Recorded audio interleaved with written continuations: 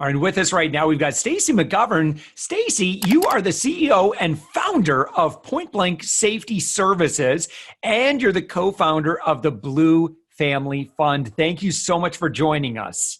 Yeah, thanks for having me. I'm excited to be here. I love your podcast, love your story as well. So thank you so much. Yeah, well, I'm really excited to share what you created. I think it's so exciting that you filled such a valuable niche. And you know what? It ended up really taking off on you, which is kind of fun to hear. So I'd love to hear the origin story of Point Blank Safety Services. Yeah, it's really my version of the true American dream, if you will. I really went from zero to running a multi-million-dollar company sort of overnight. And I say overnight loosely because I worked on it for 2 years before it took off. A lot of people think that when there is big success that, it was inherited or, you got it some easy way, and that's just not the case. Right. So married to a police officer and trying to run a household and budget and do all the things that you need to do. And police officers, especially in Texas, some of the smaller cities, they really don't make very much money. So we really relied, and I was a commission salesperson, which, as you know, in commission sales, it's sort of, 1 month is feast and the next month is beans and weenies, Yeah. So he really needed the off-duty work, but I got frustrated because the jobs that would come available for off-duty would be so random, and we never knew when it was coming or when he was going to get paid for it. So being kind of the CEO of my family, there was no way to budget, no way to really count on that money for unexpected expenses. So I just said, I looked at my husband, I said, there's got to be a better way. There's got to be a way for police officers to be able to go to a marketplace, if you will, and pick and choose what off-duty work they want, how many days they want, know when they're going to work up to 30 days in advance, know when they're going to get paid. And so this became my next big idea. And I was working a full-time job, raising 2 boys.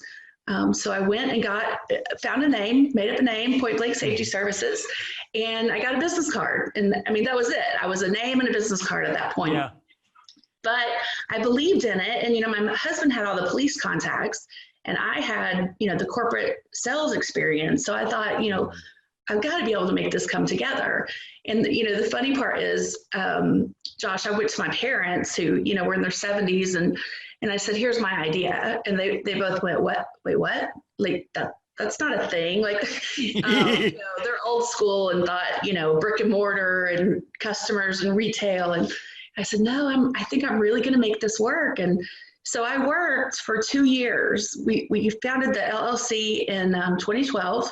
And I worked in my spare time, which I joke, I say spare time, but it was like, midnight to 3 a.m. was the free time I had, trying to email and send presentations and convince people that this could really work. And the benefit for the client is huge because they now have one point of contact for all of their police officers that they need for highway construction or traffic safety or security. So it just took, getting to the right person and getting them the message and making them understand that we were actually going to free up a whole position in their company. That person could go do something more revenue generating, and all the contacts and all the scheduling and cancellations for officers would go through us. So, 2 years of working on it, and in the big picture of life, I say 2 years is nothing, right? Right. It's really not. It's really not that long when you look at the big picture. And I was in my bathroom one morning, September of 2014, never forget it, putting on my makeup just like always and getting ready for work. Then the doorbell rang and it was FedEx. And I went to the door and it was a package for Point Blank Safety Services. And you have to understand, Point Blank didn't get packages. Like I was a business card and a name. Like I was like, yeah. And I had multiple meetings with some highway construction companies, and I knew one company was about to win a big project in Dallas where they were adding a lane, and they used police officers to keep not only the construction workers safe, but the citizens safe. Anyway, long story short, I opened up that package, and it was a $1.5 million contract to use our police officers on this highway construction project for traffic safety for 3 years. Wow. Yeah. that's the moment when you go, wait, how many zeros are in a million? And like, what? Yeah. Yeah. That is that's a lot of police officers' families that are now able to, that's so valuable. You and I talked before this, in law enforcement, you don't really do it for the money. Right. You do it because you Right. feel the calling, or you can do something good, or it's a great fit with what you want to do in the world. But yeah, it is nice that you do gain a very valuable set of skills that you can use to help with lots of other applications. And so, Stacey, again, a lot of groundwork to kind of create this. If you were to trace back to that really big deal, what were some of the things that you had done that made that a possibility? Well, this just goes to show how important connections are. Mm-hmm. And, every single connection throughout your life, I mean, it's a small world. Turns out the guy that got the project manager position for this contract, I had sold a light bar for his truck, a very small sale, $800 sale or something, 2 years before. But he remembered me, and he remembered how good I took care of him, and the follow through and the follow up, and so he was willing to listen to my pitch, and really willing to listen to my idea. Wow. He had us out several times and met with some of the police officers, and he got it. He got the concept. He understood the idea. He understood the relief it was going to put on his company, as far as he's the one that in the past had been scheduling 10 officers a night for a project. And, he knew all the trouble that is, the difficulty that is, and management that is. And then, he would be the one that they would call at 3 a.m. going, where's my check? So for him, he really got it, but still he was taking a chance. I mean, we were brand new, and we were just an idea at that point. So it really goes back to just, every single interaction, make sure you're your best self, because you just never know when you're going to run into those people again. And, that's happened to me several times in my life. I've met someone or had an interaction, and then a couple of years later, it turns out they were a key player in something big for me. So I'm just a huge networker, always have been. And, here we are today. So. Yeah. A business like this, obviously something that's going to come up is supply and demand, right? So, you've got, you have to attract, obviously, the law enforcement to come be a part of it. And of course, you also want plenty of jobs for them. What have you noticed over the years in that kind of that balancing act? Oh, it's tough. It's kind of, what comes first, the chicken or the egg? I mean, you have to have work to get the officers. You have to have officers to get the work. So, that's a continual job for me. I'm always looking, when does this contract end, and when can we get another one? And I'm not going to say there haven't been bumps along the way, but honestly, I owe everything to my husband, who is an Excel genius.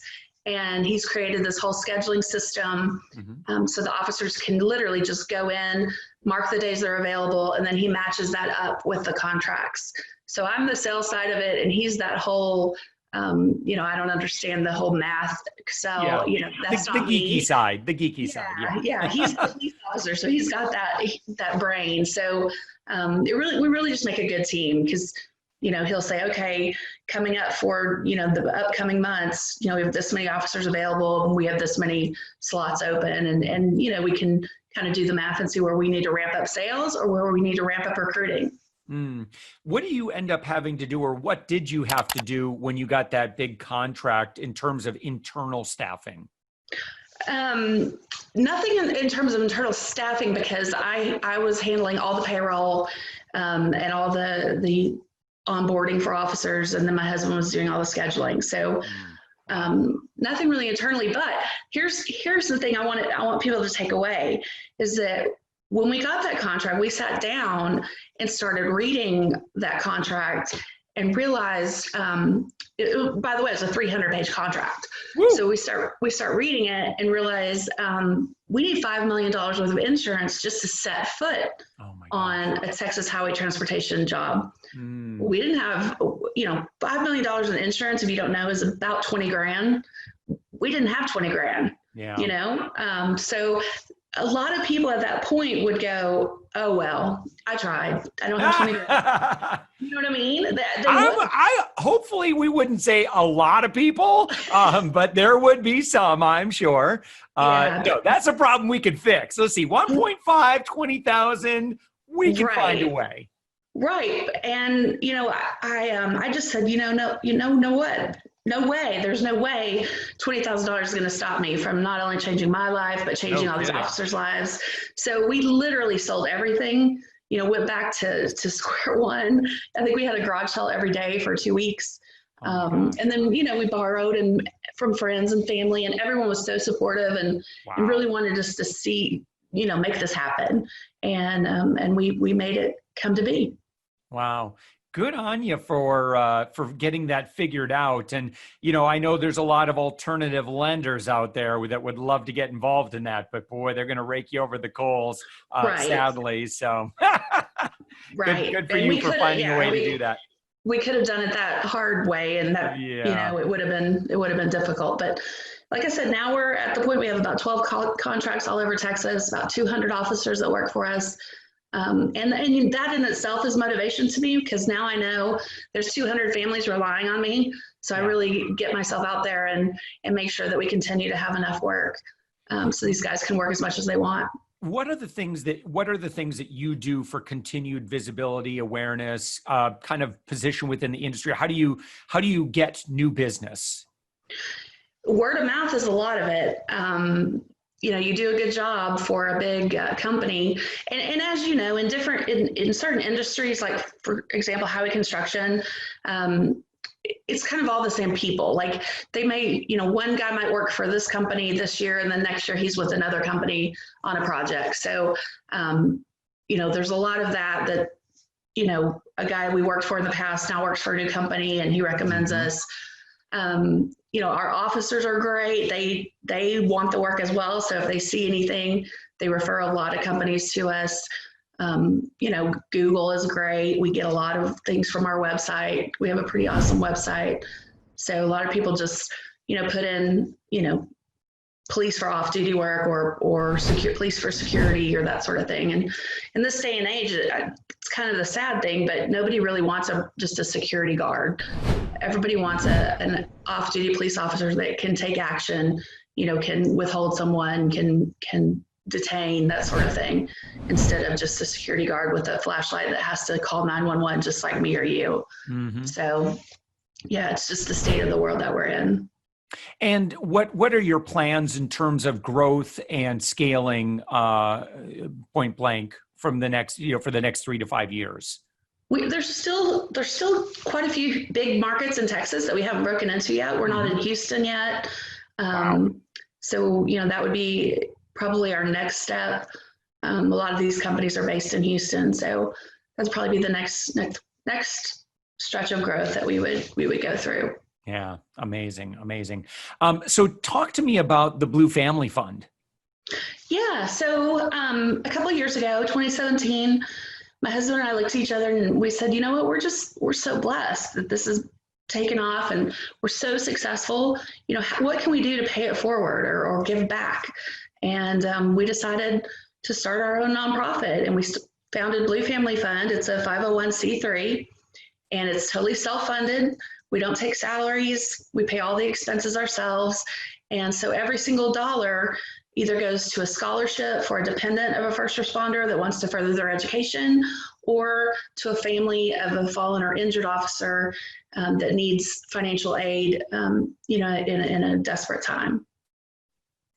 So explain more, like how is this just something that you are doing internally to support, or kind of give me an idea for some of the great things that you've been able to do so far, and what do you expect to do, and how do you expect to expand your your charitable giving or your support? Sure, absolutely. Well, ironically enough, we just came off our first big fundraiser, which was last Friday night. We had a bourbon hopscotch tasting, and out at Ranger Stadium. We were able to raise $11,000 just through auction items and donations. So we're very stoked about that. That's our first big fundraiser. But in the 2 years that we've been in existence, we've been able to help 7 families of either fallen or injured officers. A lot of people don't know that if an officer's fallen in the line of duty, typically there is some payout that may come to the family depending on the situation, but it may take 8 months or 6 months for that to happen. So our niche is sort of, we come in there and try to help fill in that gap, because a lot of times the officer may be the sole income for that family. Yeah. So when that's lost, they really struggle for that period until they maybe get their payout or whatever their situation may be. So we've been able to step in for 7 families in 2 years, and we've been able to give 3 scholarships. Our last scholarship was at the First Responders Bowl at SMU Stadium on December 30th, and we were able to give $5,000 to a dependent that got accepted to Texas Tech and is going to pursue nursing. Yeah. That's incredible. Stacey, congratulations on all of this. I thank you so much for, first off, creating a great service to link officers with opportunities to do good in their community and help take their skills and make them more valuable. Just connect those dots a lot easier, make it so much easier so that we can get this stuff happening. And then, of course, the work you're doing with Blue Family Fund is doesn't get a whole lot more noble than that. So thank you so much for that work. Yeah, I feel like if you have success, you gotta use it to pay it forward. So yeah, my mom always said, you get what you give in life, and I'm a big believer in that. Yeah, that's it. Well, Stacey Magovern, you're the CEO and founder, woman-owned business. Congratulations. I love it. Thank you. Point Blank Safety Services. You're on the web at pointblanksafety.com, and you're the co-founder of the Blue Family Fund on the web at bluefamilyfund.org. Stacey, thank you so much for joining us. Yeah, thanks for having me. I really appreciate it.